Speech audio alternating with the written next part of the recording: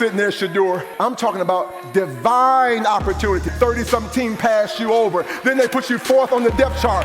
But they made one mistake. God gave you an opportunity.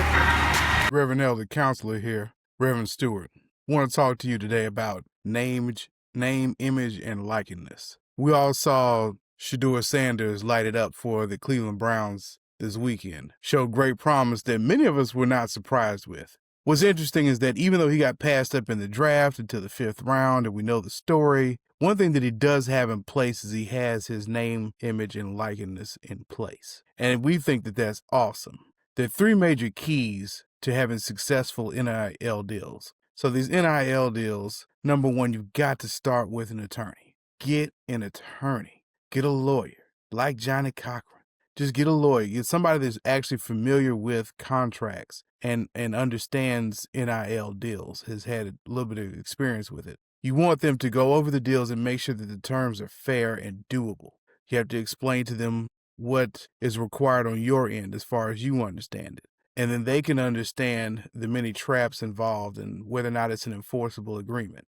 So that's what you want to start with. It's also a good idea to go to your school's general counsel and have them look over the deal to make sure there's nothing about the agreement that violates school policy, okay? Because a lot of times schools have their own regulations about NIL. No matter whether you're a high schooler or a college athlete and you're under, whether it's the College Athletic Association or your state high school athletic association, your school is going to have their own rules. So you want to make sure that you check with that attorney. Number 2, you want to get a certified financial advisor. Or you want to get a tax attorney. You want to get a certified financial advisor or a tax attorney. You want to understand how the money you've made affects your tax liability and how you can reinvest it and keep it growing over the long haul. You don't want to waste it on that bling. I know bling is an old term now, but let me tell you something. Bling will get you in trouble. Living for other folks who are not going to be around when you file bankruptcy is not a smart thing to do. Number 3, make sure that you understand the brand and the company that you're aligned with, okay? And you have to double check back with your school to make sure that it aligns with their objectives.